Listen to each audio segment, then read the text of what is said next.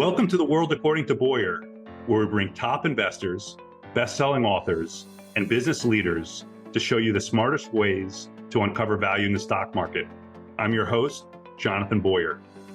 Today's guest is well-known and highly regarded investor Guy Spier, manager of the Zurich-based Aquamarine Fund, an investment partnership focused on global equities, utilizing a value-oriented approach that since 1997 has amassed an impressive track record.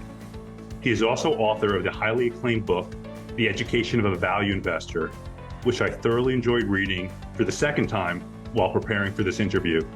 Guy, welcome to the show. Jonathan, it's great to be here, and thank you for the wonderful conversation that we've just had. And I'm sure it'll continue to get better now that we're being recorded. Yes, it was. And just before I start, I just want to make a really brief announcement that this interview, as well as some of our investment research, it's now available on our Substack page. It's my first podcast since launching the Substack venture. And it's something I'm really, really proud of. And I would encourage our listeners to visit boyarresearch.substack.com to learn more. I've always wanted to bring our research to a broader audience, and I'm really excited that now I have the platform to do so. So just visit, as I said, boyarresearch.substack.com. But now back to Guy, and we have a lot to cover. And as I said, I'm super excited to have you on the show. And the first thing I wanted to ask you is, you have an interesting background. You moved to Israel when you were 3 months old. And when you were about 4, you moved to Iran. And then I think when you were 11, you moved to the UK. What was that experience like? Yeah, thanks for asking the question. Thanks for getting it so accurate. Most people meeting me or talking to me don't get it that accurately, and you focused on it. And before I get into it, because this is an investing podcast, I should tell you, Jonathan, that I'd sent my bio to Warren Buffett before this famous charity lunch. And I was kind of hoping that he'd ask me about it because I thought it was unusual and it made me interesting.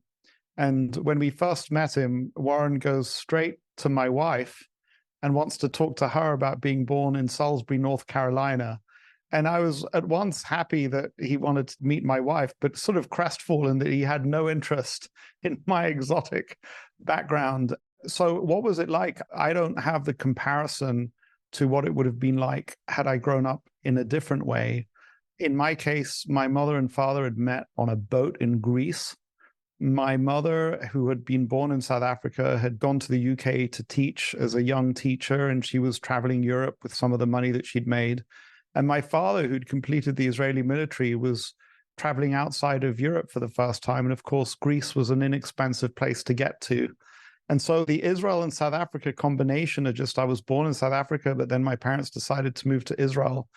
What I remember about growing up in Israel before we moved to Iran was that we lived in a part of Tel Aviv called Maoz Aviv, in a walk-up apartment that in any other part of the world would look like low-income housing. But in Tel Aviv, it was solidly middle class. And I remember that one of our neighbors drove a bus. He was one of the Egged bus drivers. And I have some memories of being in that building and kind of like communal living in a certain way. But my father got an opportunity to go work in Iran. And so in 1970, we moved to Iran. And I guess I have very, very happy memories of growing up in Iran. Iran is a very, very beautiful country with really, really beautiful people. From my perspective, the Zoroastrian roots run deep. And there are colors in Iran that are very beautiful. There's the color of pomegranate, which is a deep, smoldering red. And there's the coloring of glass in some of the royal palaces and other museums and public buildings, which is kind of a deep turquoise blue. And so there's deep, rich colors. Even though Tehran is not quite the Caucasus Mountains, I am very curious to visit the Caucasus Mountains because I think it deeply influences the culture of Tehran. But I had an amazing time growing up there. I was an extremely happy child. I was extremely sad to leave Iran and to go to the UK for all sorts of reasons, in part because London was cold and grey and rainy and all of those colors disappeared. And I got quite depressed. I probably had seasonal affective disorder. And for my part, I look forward to the day when I can travel back to Iran in safety and visit it, hopefully with my children or maybe even my grandchildren. I'm quite confident that at some point, the true Iranian spirit will shrug off this kind of gray, veiled, covered mass of what the Islamic Republic has done to Iranian culture. And I'm looking forward very much to those days reemerging. Well, hopefully sooner rather than later. But it's very interesting because obviously you don't meet very many people who've spent any considerable amount of time in Iran. I was just curious. I mean, to give you more perspective, I learned to ski in Iran, and I now ski in the Alps. I can tell you the snow is better in Iran than it is in the Alps because it's higher up. The Rockies have very good snow because, again, it's higher up than in the European Alps. Iran's mountains are taller. They go to about, I believe, 5,000 or 6,000 meters, whereas in Switzerland, most of them top out at around 4,000 meters. You've got a whole, call that 3,000 feet of elevation. So the skiing's good in wintertime, and in times like autumn, I remember the cherries tasted better in Iran than I've ever tasted anywhere else. The pomegranates tasted better. There's a small green fruit called gorje. I don't even know what it is in what you would call it in English, some kind of sour plum, which, I mean, all of that food was so delicious. I could go on and on. So the taste, the smells, the sounds. I developed a liking for tea. In Iran, they drink sort of like Turkish tea, sort of like a very dark brew of not milky tea, just sort of black tea and with quite a bit of sugar. And the way an Iranian will drink it will be with a lump of sugar, but an incredibly hard lump of sugar that's a bit more like a rock. So it doesn't crumble when it gets wet. It kind of like just drips some sweetness out of it, for example. So all those tastes and sounds that I can't wait to re-experience in reality. It's amazing what you end up remembering. And you obviously have a global experience. I mean, going Israel to Iran to UK, and then you went to New York. I'm sure I'm missing a few places, but how has that impacted you as an investor?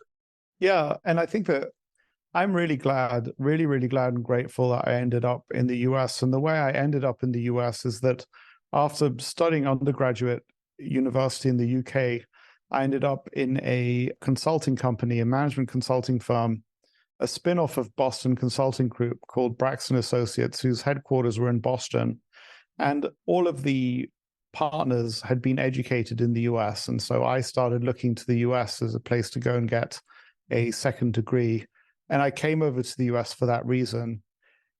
You would not have liked my attitude to the US in the first year or two, because I kind of like was there kicking around in Boston, being highly disparaging of Boston, saying this is a poor substitute for London because a lot of the buildings look kind of British. And I'm quite ashamed of that because I now, anyway, really love going to Boston, but I'm also extraordinarily grateful because the US is an environment that is unparalleled and incomparable pretty much to anywhere else in the world. You have to look really hard to find places that are comparable for quality of life, for ability to make your life, and the ability to make money in investing. And the reason why I say that is that I have invested globally and I've had quite a bit of success even investing globally.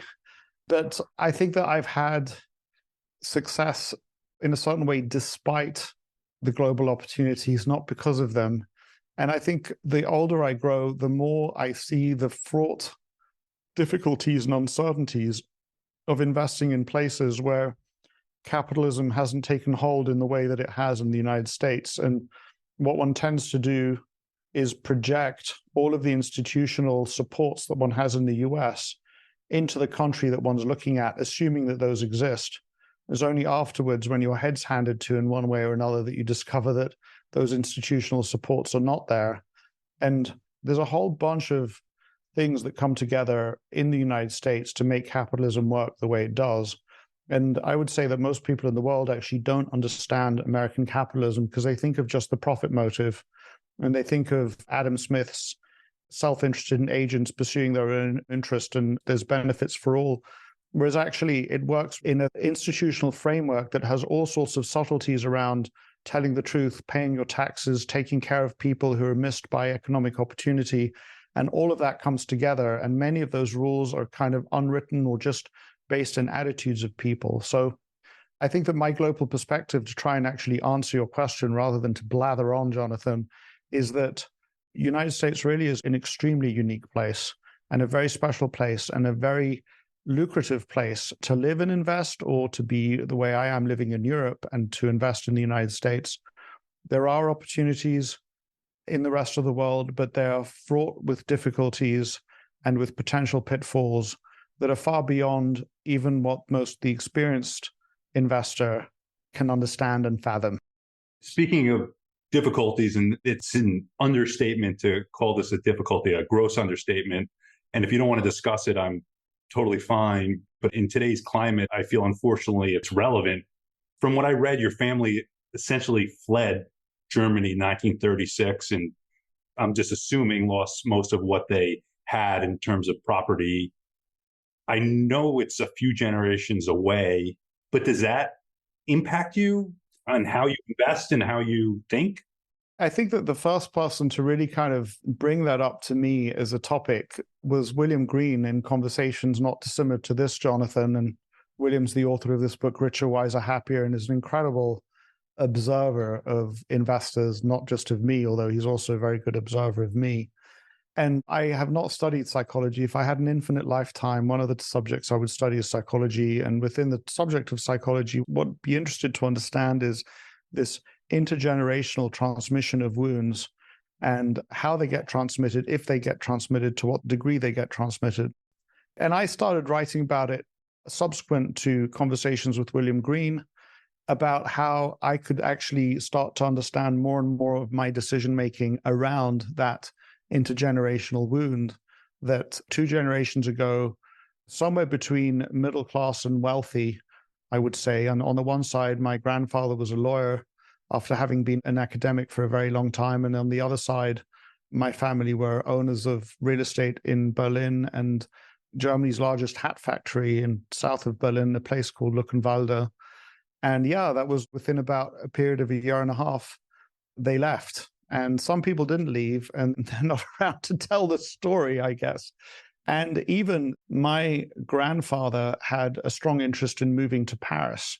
He kind of said, well, we had relatives in Paris, and he said, well, this nastiness is gripping Germany, but it's never going to get to France. The French and the French Revolution and liberté, égalité, fraternité, that's never going to get to France. And we've been equal citizens with the French for a long time. And it was my grandmother, who was a Zionist, who said, no, we're going to Israel. We're not going to stay. And that, again, saved them. And so I think that underlying many of my investment decisions is a kind of a fear of how might that happen again. So I lived in New York and met my wife there, and our 3 children were born there. And I'm looking at the financial crisis in 2008-9. There are many things that factored into it. This is not the only explanatory factor, but I asked myself, to what extent was I just fearful the world was changing at a very rapid pace in ways that I couldn't quite understand, and I wanted to go to the safest place I knew on the planet. And from my particular perspective, the safest place on the planet was Switzerland. Maybe another direction would have been to do what the owner of Nebraska Furniture Mart had done, which is go to like the place furthest away from Europe, which he could find, which was Omaha, Nebraska, and start a furniture business. That would have been a different direction to go. I think New York City, for me, I didn't perceive it, at least certainly not after 9/11. That was not necessarily a safe place either. So I think trying to do a short answer to what was just a long answer is, I think probably if I look inside myself, those factors have influenced my decision-making deeply. And I think that probably that's true of all of us. And I'm going to make a grand claim here, which somebody could easily dismiss as being psychobabble, but perhaps all of us, if we really want to understand our true motivations for making the big decisions in life, need to kind of understand this intergenerational wound aspect of things. And that doesn't mean that we're imprisoned and bound to what happened in past generations, just that we need to know what our particular mood music is and know whether we want to turn that volume up or turn it down. I mean, I think if I'd been more aware at the time that I moved from New York to Switzerland of the mood music, if you like, of a family having to flee for their lives effectively 2 generations prior, I could have consciously decided to either keep the mood music at the same volume and allow it to motivate me to leave, or maybe I could have come with my rational brain and said, this mood music is certainly there. I understand why it's there, but it's really not necessarily for me to act just on this particular stimulus. So that's all a long way of saying the more conscious we are of what's going on inside of us, the better we are as decision makers.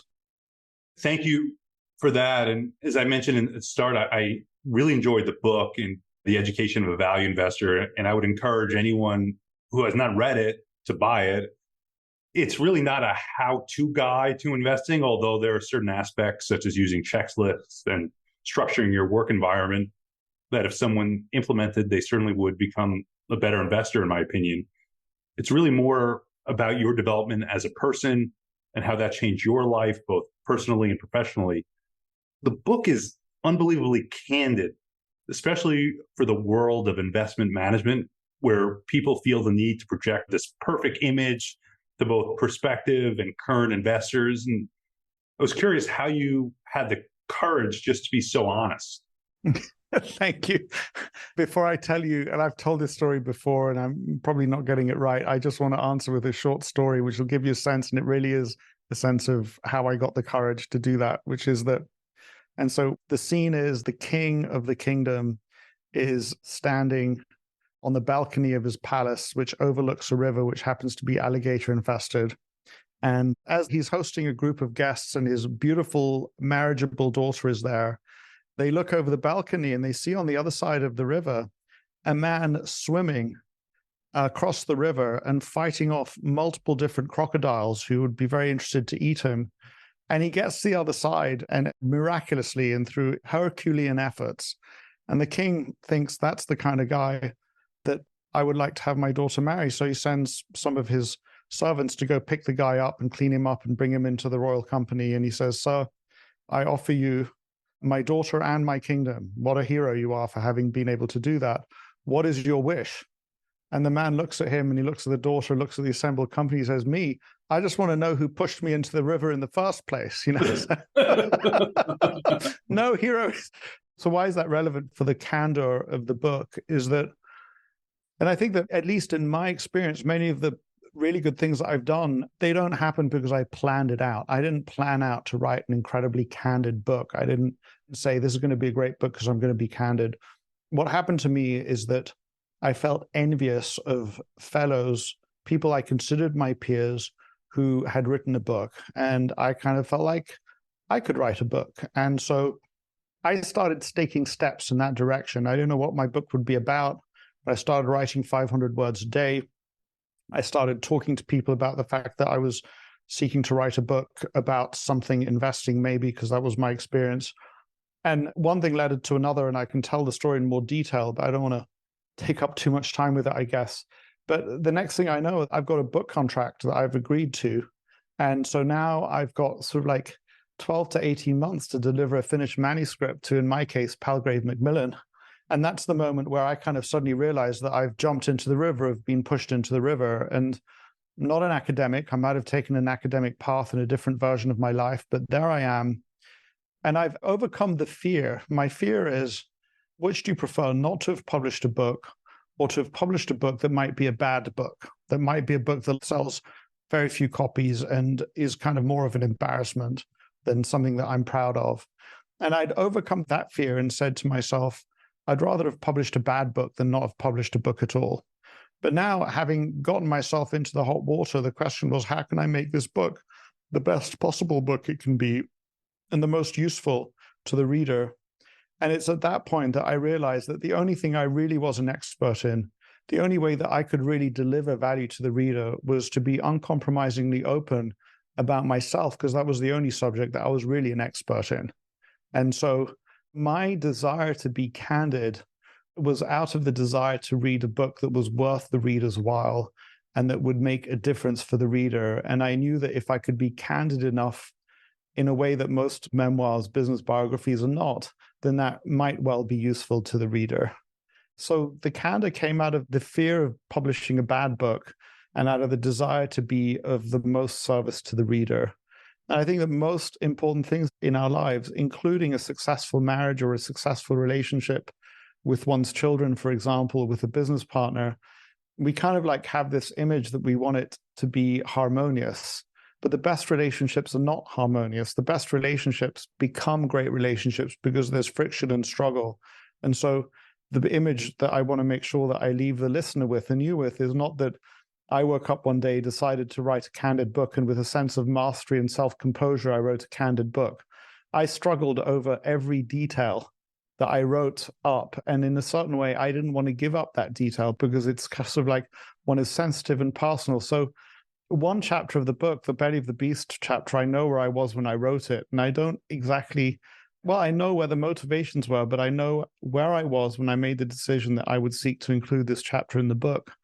But in another chapter on the financial crisis, I totally flubbed that chapter. And that chapter would be a pretty pathetic chapter if it wasn't for the fact that at this point, I now have William Green, I've sent him the manuscript and saying, anything you can do to help me make it better, I'll be grateful. And he comes out to Zurich and we're rewriting vast tracts of the book with his help. And we get to the chapter on the financial crisis. First of all, he looks at me, he says, you totally flubbed this. I'm like, oh, well, what do you mean? I'm like, leave this alone. This is fine. I've kind of like skated over it. I don't want to really talk about this. He says, I talked to you in the middle of the financial crisis. Do you know what you said? I'm like, I really don't want to bring it up. But William and I have developed a sufficiently close relationship that he knows that he's not going to break the friendship by forcing me to be more honest. You know, there are these moments in friendships where you ask yourself, am I going to be candid with my friend and risk losing the friendship?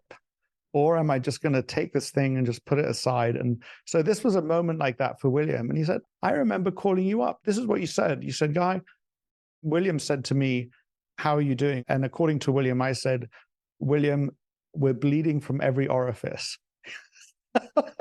And so William says that to me. He says to me at that dining room table here in Zurich, and he says, that's what you said to me. I'm like, I looked at him and said, I do not remember that at all, which having had experience with discussions with my wife, heated discussions, that means I don't believe I said that. You're putting words into my mouth. But I know that I'm on a losing platform if I say that. So I have no recollection of that.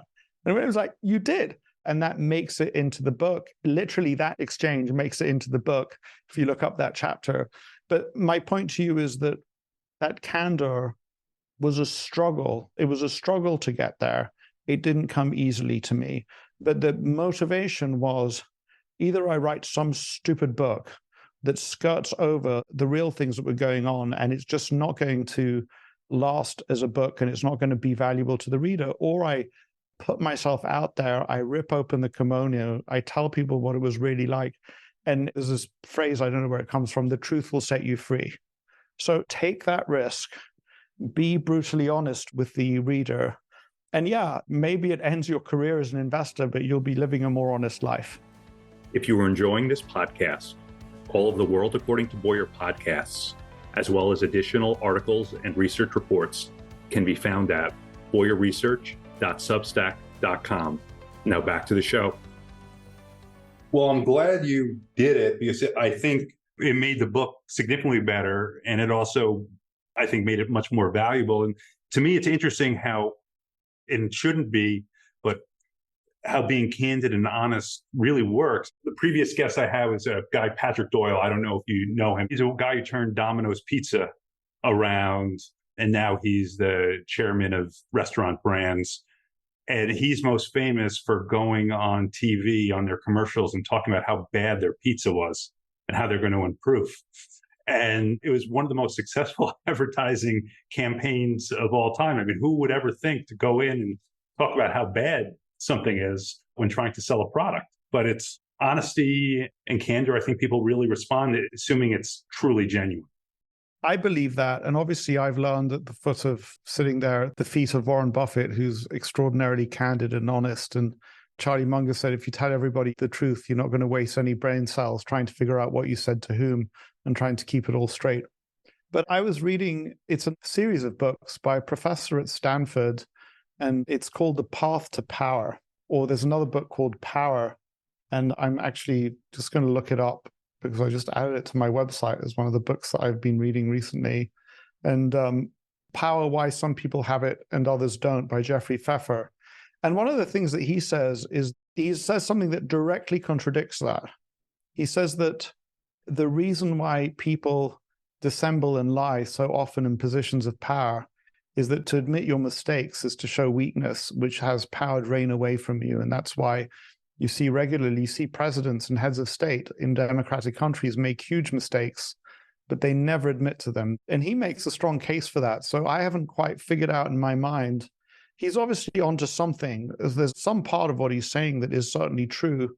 And then you have this kind of deep honesty that you learn from Warren Buffett. And I'm not quite sure how those two represent the same reality, but somehow they do. So I'm still trying to figure that out.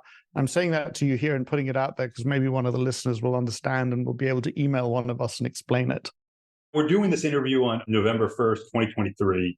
The world is full of uncertainty, even more than normally so. I mean, it's truly a scary time, which you and I were talking about off air, but with what's occurring in the Middle East, Ukraine, other dangers lurking like China, Taiwan, both of us, but we're different investors, are fundamental investors. And I do my best just to try and pay attention to how my individual companies are doing and try and block out the geopolitical noise.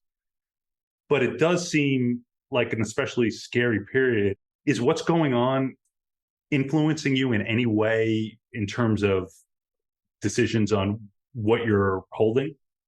Look, just to describe what I see in terms of it being a scary time, I think that what really bothers me, and I'm saying this just to make explicit, because other things may be bothering other people, is the ways in which the rules-based international order is being challenged. And it's not being challenged in a direct way. It's being challenged indirectly by Russia invading Ukraine, Iran seeking to try it on with Israel.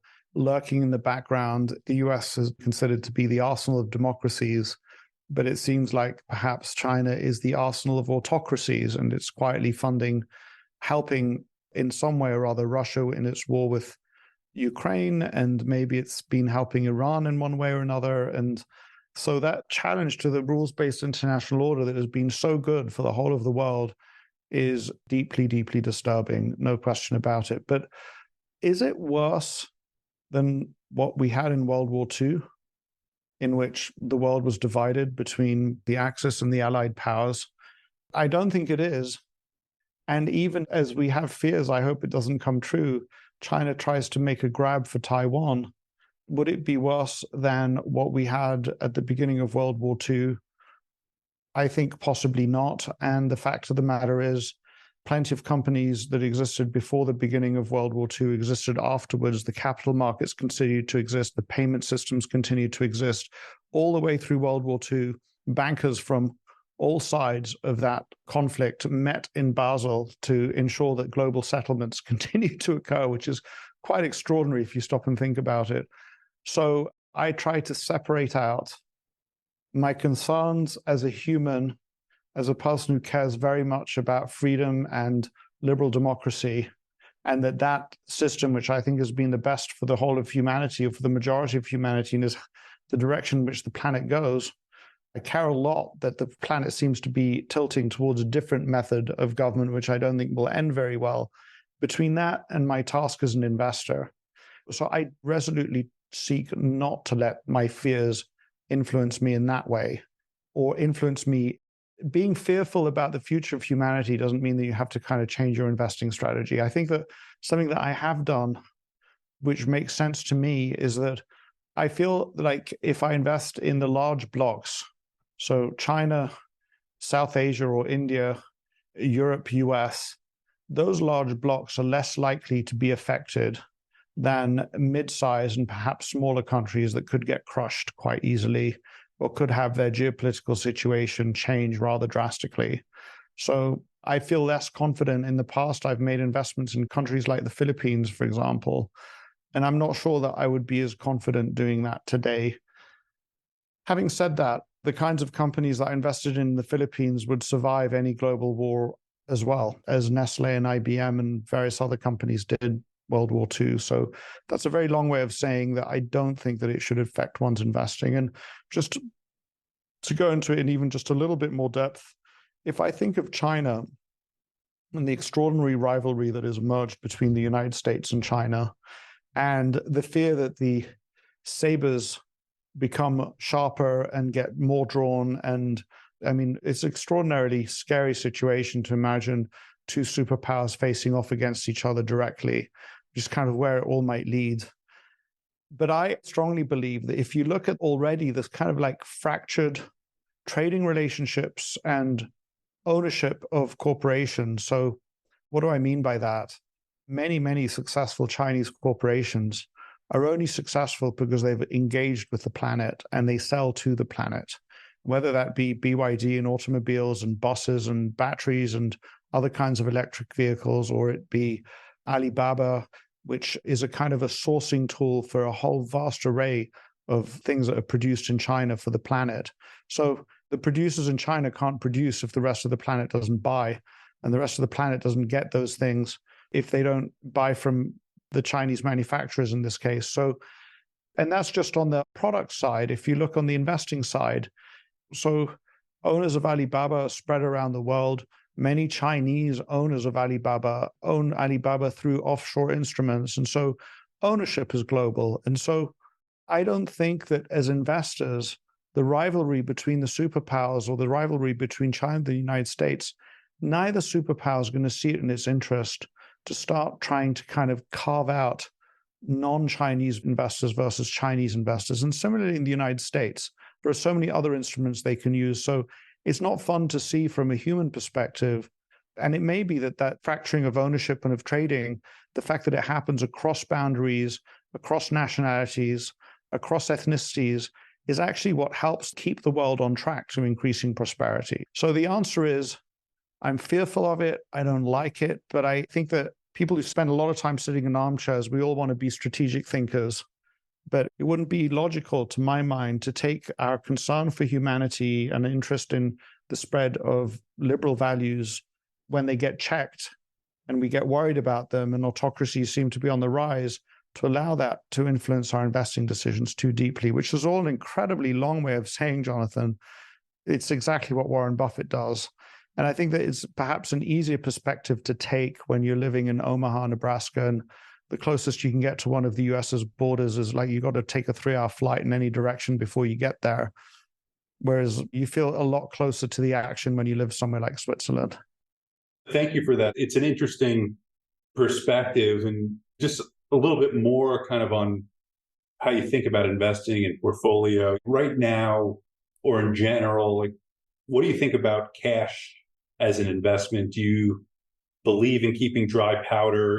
You have a unique structure in that you have just one fund, but if you can disclose, like, what percent cash do you have now?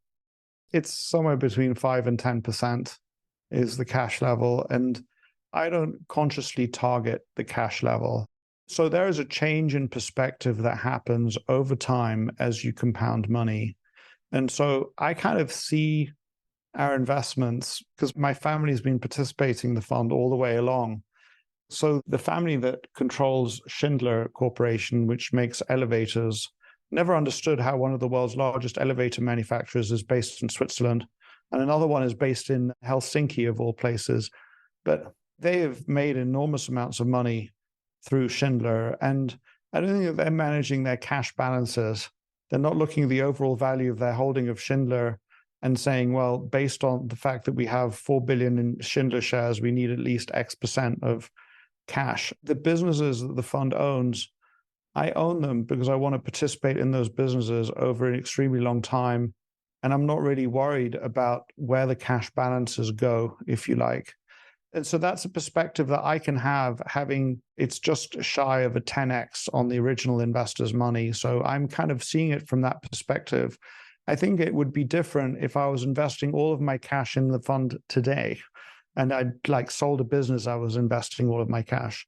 And my answer to that for the outside investors is that they shouldn't allocate any more than 5% or 10% maybe of their net worth into my particular vehicle with all of its quirks. And they should be diversified and otherwise either by holding cash themselves or by owning other instruments.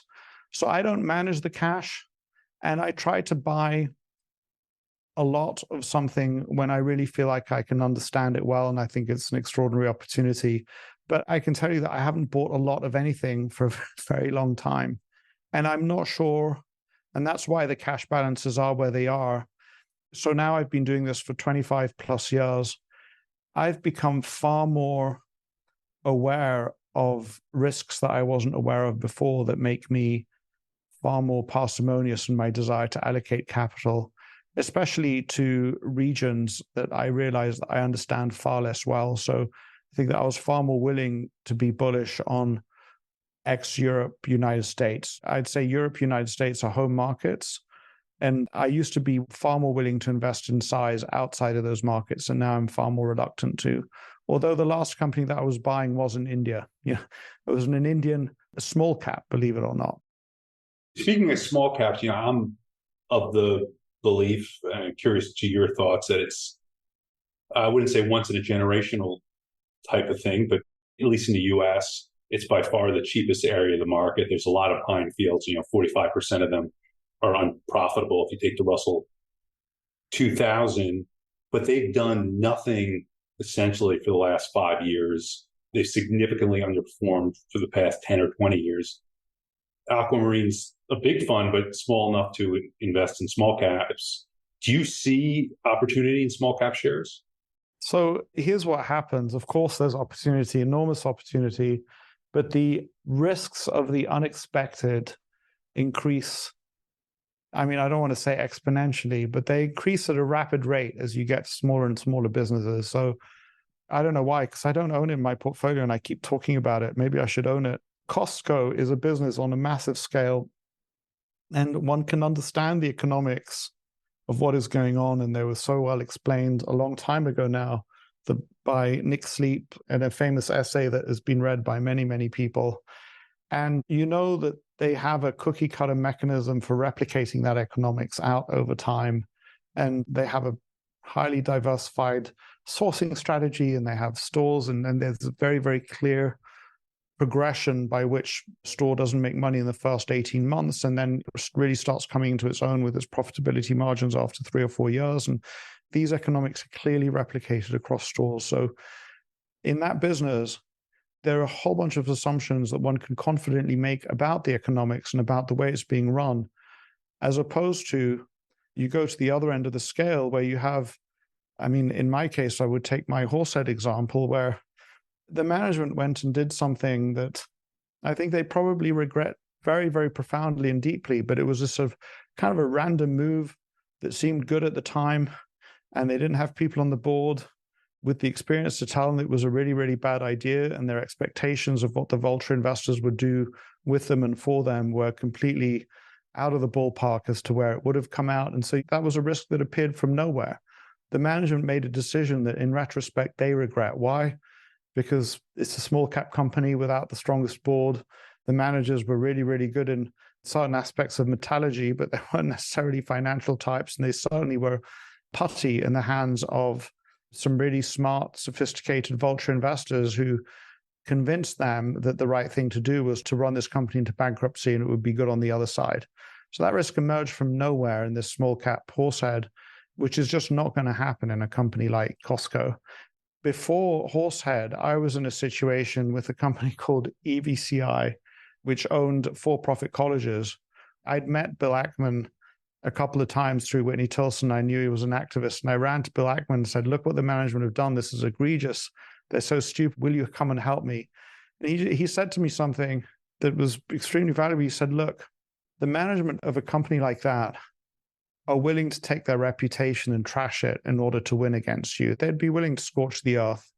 And the benefit of investing in companies, like for a certain period, he was invested in Target, I think, and he was kind of like activist in Target, is that those guys, they're unlikely to do something. They're not going to cut off their nose to spite their face. So there are a whole bunch of risks that go away. So there are opportunities in small caps, but those opportunities come at the price of all sorts of risks, known and unknown. And one really needs to decide whether the potential for those unknown risks is worth the increased growth and lower valuation that you're getting. Is a way to mitigate that risk by buying small caps with large insider ownership? I don't think there's any rule. So the benefit of large insider ownership is they might run it really, really well, like it's 100% their own shop or their own business, but they might also run it in such a way that they really don't. I mean, I realized at some point, and we're talking really about micro caps, where the outside shareholders don't really own the company. The company is owned and controlled by the management and the board as a retirement vehicle from themselves. And good luck trying to get those guys out. And if you have a company that has $5 or $10 million in operating profits and the management are siphoning off 30 or 40% of that in their salaries, which, as far as they're concerned, that's not that much in the grand scheme of things, because the CEO of JP Morgan pays himself 40 million a year, or gets paid 40 million a year. The CEO of a mid-sized New York Stock Exchange company gets paid 10 million. So they say, we're a good bargain. At total cost of the whole management team is 4 million, and it's eating up 40% of operating profits. And if you try and get them out, they'll treat like devil spawn. And there's no liquidity in the shares, and you're not going to be able to acquire a large number of shares. And even if you did, that would take you a 3 or 4 year period. And meanwhile, they've upped their salaries and they found other ways to scorch the earth. So even if there's large inside ownership, that doesn't necessarily save you from those kinds of behaviors. So that's not going to happen at a Costco or at a Target or a McDonald's. But yeah, there's enormous opportunity. You just have to analyze it extremely carefully. And I think to go into specific situations, which is kind of interesting for me and fun, is that when I invested in Crisil, the India's leading credit rating agency, and it's like, how on earth can Guy Spier figure out what's going on in India? My simple analysis or evaluation of the situation was that you had two large shareholders at the time. You had Standard & Poor's, the American ratings agency, and then you had a bank called ICICI Bank, who were both large shareholders. They each owned about 40% of the shares, and then 20% of the shares were kind of free float. And my analysis was that if you just had one or the other, they might act in the way that I've just described and just take all the profits for themselves and oppress the outside minority shareholders. And who was I to start figuring out if they could do that under Indian securities laws? But with two outside shareholders watching each other, Standard & Poor's wasn't going to take on ICICI Bank. ICICI Bank wasn't going to take on Standard & Poor's. If they're already declaring a dividend for them, then the smaller investors would get their share as well. So one has to kind of do a political analysis. And interestingly enough, when I invested in this company, Alaska Milk in the Philippines, one of the things that I discovered pretty quickly was that it was controlled by one family, but that family had grandchildren, spouses. The shares were kind of very well distributed in the hands of their extended network of friends and family. And so the question that one could ask was, are they going to do things that are going to make them thoroughly and utterly unpopular with the people that they care about most deeply? It doesn't rule it out, because every now and then people do that, but it made it far less likely, if you like. So I think that one really needs that kind of ace in the hole type analysis. I know this is extremely unlikely because ... some kind of analysis like that. So just in terms of talking more about the portfolio, and you can't argue with success. I'm using your latest annual report for cost basis purposes, but you bought Mastercard. I think your cost basis book value is $1 million. The stake at the end of last year was worth $22 million. Clearly, you made the right call, and your only mistake was not buying more. But as a value guy, and I'm asking this because I'm in a similar situation with Microsoft. It's a good situation to be in. How do you get comfortable with a stock trading at 30 times earnings? Or 40 or 50, which is also the case in some cases. With difficulty is obviously the fun and easy answer, but I don't want to trade down in the quality of my portfolio just because what I own is expensive on a current basis. A nice way to think about it is, and we start off with something that's somewhere that either Warren or Charlie, or maybe they both said it together at some meeting or somewhere, where they said, if you take any town in the United States and you own the leading office building, the leading downtown shopping mall, the leading gas station, the leading McDonald's franchise. So there's a McDonald's store, it's company owned, which is right on Times Square, very, very close. So the average McDonald's store does revenues of about $1.2, $1.3 million a year.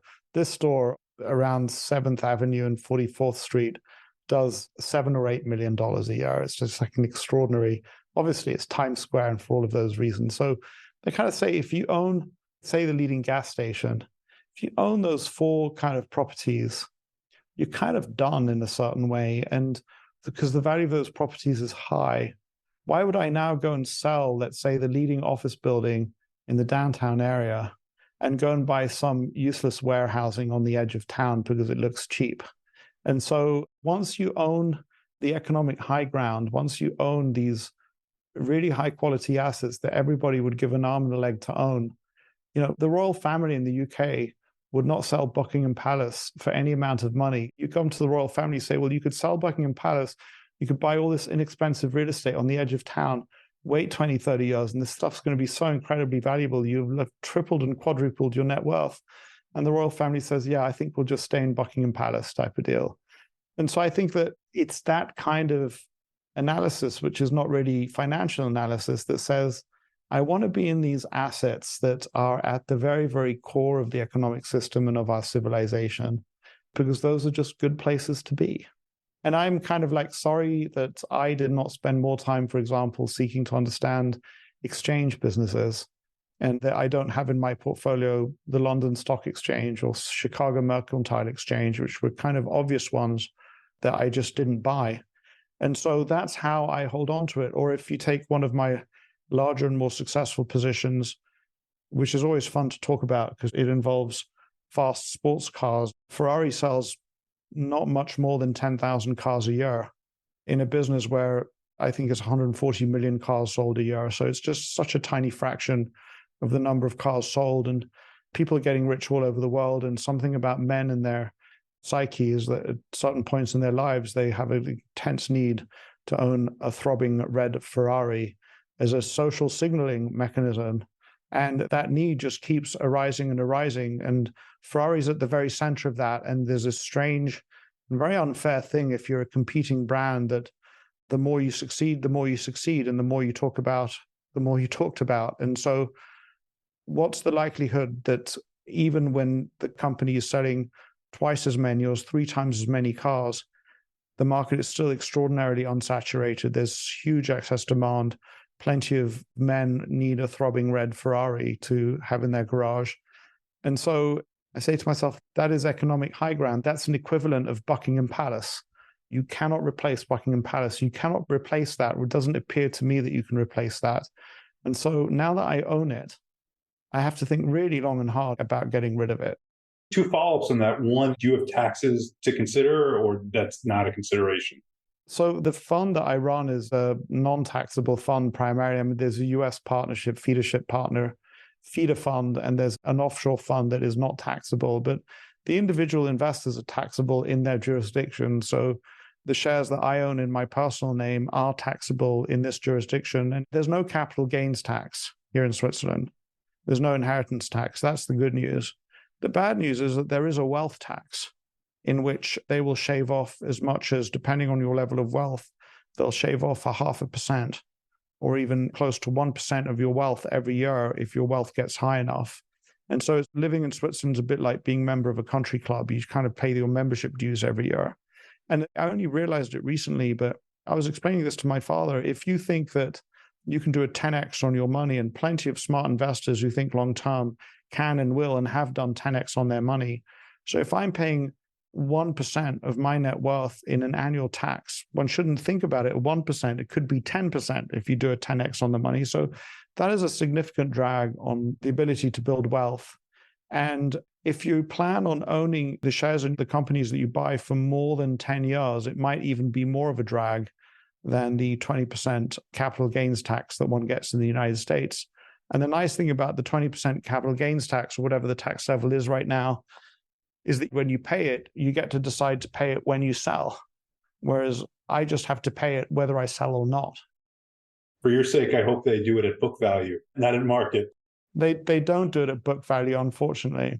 The other follow-up question on that is, I agree with you on Mastercard because it has an unbelievable moat and it's a great business. I guess 2 questions. One, if you were starting a portfolio now, would you buy it at the position you have it now?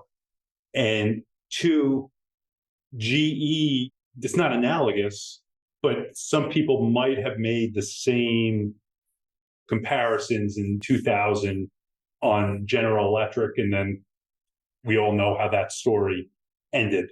Is that ever in the back of your mind? One of the things that I regret not doing that I might still do now is that you get these kind of like, they're effectively duopoly type market structures. You have that in the credit rating agency business, with Moody's and Standard and Poor's, and you have it in credit card networks or payment networks with Visa and Mastercard. And I've owned one, but not the other. And there's a strong argument for saying that one should actually own both. You have a certain diversification of risk, and you're exposing yourself to an extremely high quality business. And just another point about Mastercard or Visa for that matter, which is just another way of describing the business. Even I, you could say, was kind of spooked by Chamath Palihapitiya talking about how these companies were just overpriced and were going to be disintermediate in no time.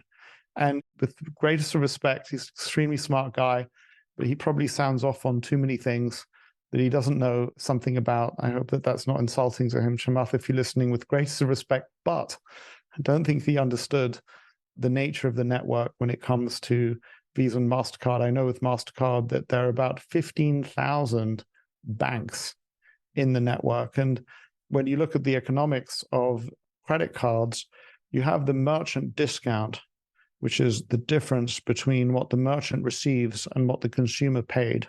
And in the case of American Express, it can get as high in certain product lines as 3 or 4%. But even at 1%, the thing that the Visa or the MasterCard provides, that discount is available to Visa or MasterCard to pay out to the clients like merchant issuing banks or issuing banks. So even if you're a PayPal or if you're a Stripe or if you're any kind of payment technology company, at the end of the day, you want to get paid. And it's very, very likely that the way you're going to get paid is you're going to want to access that merchant discount that is being made available via Visa and MasterCard. And when you take that merchant discount and the average, I don't know off the top of my head, call it 2%, what Visa and MasterCard retain for their own operations and profit is a tiny fraction of that. The vast majority of the merchant discount is being paid back out to the banks and to the card issuers, which is kind of just a really beautiful business model. But when we come to GE, very well-established companies develop a kind of a brand with investors. I remember meeting with the father of a friend of mine in Toronto, where he said to me that he had all of his savings in AT&T. And as far as he was concerned, this was a blue chip company. And I was thinking of all the different ways via cable and via wireless, and the competition was coming 5 ways till Sunday. And at the time, I didn't even see how in mobile phones, there's a kind of a certain franchise value that you have because you sign people up for these multi-year contracts. And his portfolio got decimated. So these brand companies that appear to be blue chip and are not. Another example, by the way, is Kodak. What was amazing about Kodak was this company had such a powerful brand, and there were people who had struggled within the company to get to the senior management rank. So I remember in one of the annual reports that they published before they filed for bankruptcy, you had endless pages of portraits of senior managers posing, and it was their life mission to get their face into the annual report. But actually the business was crumbling beneath them, and they were so busy with kind of like the politics of getting into the senior management ranks that none of them were paying attention to the business. So in the case of General Electric, I think the company had an extraordinary brand, but obviously the businesses were not quite there. I think that buried within General Electric, there are probably some extraordinary businesses. The medical technology business is a capital intensive business. Not everybody can do that. I think there are many lines in that business where they share the market basically with Siemens. And it's either Siemens or General Electric that is the supplier. And I have a sense that in aero engines, there is a similar thing going on. And unfortunately, the company got to a place where capital was not allocated very well. But I wouldn't put that company into the same category as a Visa or a MasterCard, where underlying Visa and MasterCard, there's an unbelievably simple business idea that is being just executed on and replicated time and again. Yeah, and with the GE healthcare, we had researched, I guess in April of this year, profiled it. It's an extraordinarily interesting business, and it's the kind of the classic spin-off of a business that was just ignored. The chairman of Larry Culp is now going to be chairman of GE Healthcare, and yeah, it's great market share. It does seem like something investors should look at. Both of us are shareholders, or at least as of your last annual report, of Bank of America. And it's been a good investment for both of us. I imagine we probably bought it around the same time for about the same reasons. When investing in these big banks, how do you get comfortable with the unknown unknowns? As it's sort of a black box. You talk about investing in glacial type investments, and I don't think money center banks in this day and age fit that criteria. Like, what keeps you comfortable? Yeah, so all of the shares I believe that I picked up in Bank of America were TARP warrants that were then executed at the relevant moment. And TARP warrants were issued at the time it was the financial crisis, and it was Tom Geithner and Hank Paulson, I think, who sat down with the big banks and said, "You're going to take money from us because we don't want anybody to question." And many of the big banks said, "We don't need the money." And not only were they forced to take it, but because they were taking money and on the behalf of the government, they wanted to demonstrate to voters effectively that they got their pound of flesh. They forced the companies to issue TARP warrants with these kind of like long dated call options, which created significant upside for the government, which were ultimately sold. Nobody knew how to price them. And people like me and possibly you went and bought them. That was a decade ago. So when you ask the question, and to get to one of the questions you actually asked rather than me rambling and telling you a story that you didn't actually ask me. I like the rambling and I like the story. So how does one get one's brain around a 2 trillion balance sheet? And I said something really scary. Somebody, they said, "Well, come on, you don't understand the balance sheet." And I kind of said slightly facetiously to the person asking me the question, "Yeah, guess what? Brian Moynihan doesn't either, or the management don't either." I mean, these are vast balance sheets, and there's enormous amounts of, if you sit in the head office, can you know everything that's going on in the balance sheet at any particular time? You need to put policies into place that create an environment in which you can have conservative lending and where you are putting the money out at an interest margin that makes sense without taking undue risk. Can you know everything that's going on? No, you cannot. But the point about these very, very large money center banks, I think, is that obviously risks are diversified in a way that a smaller bank is not. Ideally, you don't have concentrations in any particular geographic area or any particular industry, so that when the blow-ups happen, and they will happen, they're happening on a scale because you are diversified that is totally handleable. And then you can go and handle that problem and update your underwriting criteria and update your business diversification criteria, and know that because you are so large, the likelihood that that will take you out is so much lower than the likelihood it will take out, for example, a Silicon Valley bank, for example. And I do think that money center banking has this glacial aspect to it. So if you look at European banking markets, all the European banking markets are far more concentrated than the United States. So the UK is like 4 or 5 high street banks, and that's it. Germany has similar, France has similar. And so what's going on there, I believe, is that 2 large institutions, one, the Treasury of the various governments in the US Treasury, and the central bank, who have massive, massive operations interacting with. So in the Treasury, it's got to do with the United States government's payment of its suppliers, as well as the United States government issuance of debt, borrowings, and which are kind of an enormous proportion of the US economy. And then you have the money market operations that are going on with the Federal Reserve, making sure that the money supply is sound, making sure that payment systems work, making sure that banks are solvent. So those 2 vast institutions cannot do what they do with a fractured array of 10,000 banks.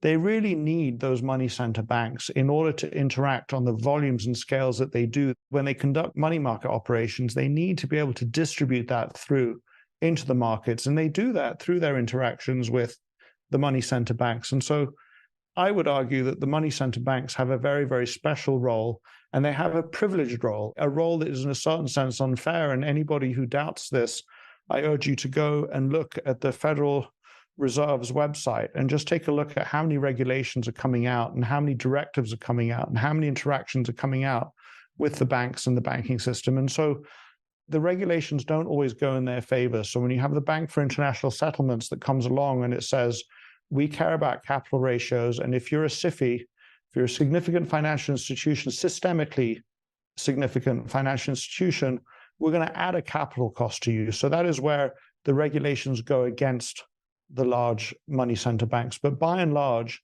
the large money center banks then it's not like they're writing the regulations, but they have a huge influence on how the regulations get written. And the regulations tend to get written in a way that naturally favors them. And so there's this kind of like slight tipping of the playing field in their favor, such that over time, the US banking market will continue to consolidate, and the large money center banks will continue to have a larger and larger share of the business. But having said that, every now and then things go against them. So what happened recently this year with Silicon Valley Bank and the others, and the realization, so when you're a money center bank and you have these vast deposits bases, so that's basically people giving you money to work with, and to the extent that it's not paying an interest rate, that's kind of like free money that you can then turn around and use in some way. That's kind of like an asset. And that's certainly an asset that I think about in the case of Bank of America. But to the extent that those deposits have become less sticky, then that again is something that is gone against the banks. And there were worries earlier this year, not just about Silicon Valley Bank, there were worries about Charles Schwab, for example, because people could, with the press of the button, take their cash balances and put it into a money market fund. The money market fund might be with Charles Schwab, but it might be with somebody else. So there are these things that happen in the midst of the financial crisis. Capital requirements for SIFIs went up. That went against the banks. If the value of the deposit base, in the light of the ability to switch deposits very easily from a mobile phone or from online, that has reduced the value of the large deposit bases of these large banks. But despite that, the overall trend is in the direction of business and regulations flowing to favor those large money center banks. And so it is, in a glacial way, the profit share, and this is kind of, forgive me, because I've gone like taking you around a long, long set of houses. If you think that banks are facilitating the transmission, they're facilitating payment systems, they're facilitating people's wallets in various different ways, and they're facilitating the transmission of savings into investment, and they coexist with a whole bunch of financial institutions that do the same thing, including markets, including small payments companies, including cryptocurrencies and what have you. But they kind of claim a share of all of the profits generated by those businesses. And if you ask me today, what share is it that is held by those large money center banks, and what will be the share in 20 years' time? Their profit share will be a far larger proportion of that. And so in a glacial way, they are expanding in that way. Very, very long tour of the houses. I hope you enjoyed it, and it's worthwhile for the listener. If not, I apologize. You've been unbelievably generous with your time. I just have one last question I wanted to ask, and it is really more from my own curiosity, because I prepare a lot for these interviews. I guess I am in the research business, but I came across an op-ed or letter to the editor you did to the Financial Times about the Hershey Trust in 2001, 2002. Yeah. And you basically were asking why the heck are they selling shares in this, and their returns are much better off being in Hershey stock. Why did you care? I was just curious.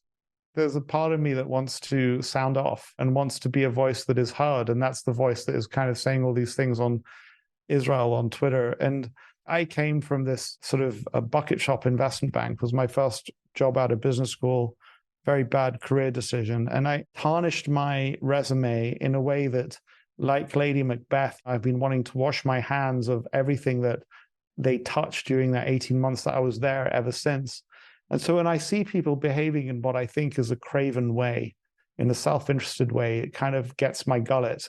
So yeah, so I went away and wrote that piece, and they should have gotten comfortable with their Hershey's position in the same way that I should be comfortable with my appreciated Ferrari position, or you might have to be comfortable with your appreciated Microsoft position. And they could have just sat tight and taken the dividends from Hershey's and done good things with them. But they wanted to have fun hiring and firing investment managers and having cash to move around and having all of that friction happen, because probably they were more likely to make money themselves as trustees if they did that. And I wanted to call bullshit on it. And I guess I did. You were right, by the way. I checked yesterday, and since you wrote the letter, Hershey stock was up, I think, 900%. Oh, that's hilarious. I should follow up on that. So I did a project with an intern last summer where, just for fun, we did a study to look at what it would take to sell IKEA, which is like the Costco of furniture. And I hope that Warren Buffett doesn't get upset at me for saying this, or Ted Wexler, or whoever's running Berkshire Hathaway, Greg Abel. It's a way better business than Nebraska Furniture Mart. It's an incredible business. So I decided with this intern that we were going to do our very best to convince the boards, because there are multiple boards that control, charitable boards that control IKEA, to do exactly what I told Hershey's not to do, which is to sell that business to Berkshire Hathaway, because I think it would be marriage made in heaven. IKEA selling itself, the IKEA Trust selling themselves to Berkshire Hathaway. So what I told the Hershey's board not to do, I was working on convincing the IKEA boards to do. Of course, I got nowhere. I and my intern got nowhere on that front. So I was kind of contradicting myself. It would be a beautiful thing if Berkshire Hathaway were to end up buying IKEA, but I don't think it's happening in my lifetime, unfortunately. Well, Guy, I just wanted to thank you. It's been an unbelievable privilege to hear what you have to say and to read your books and your writings. And I just want to thank you so much for your time. And I really recommend anyone who has not read it to read The Education of a Value Investor, where you can buy on Amazon or wherever books are sold. Yeah, Jonathan, it's such a pleasure to talk to you in this podcast. It was a pleasure to talk to you before the podcast started. And I'm looking forward very much to talking to you again, also offline when I visit in New York, or maybe when I'm with my daughter or something like that. And it was really great to connect with you. And thank you for your great questions. I hope the listener enjoys them. Thank you. I hope you enjoyed the show. Remember, all of the World According to Boyar podcasts, as well as additional articles and research reports, can be found at boyarresearch.substack.com. Until next time.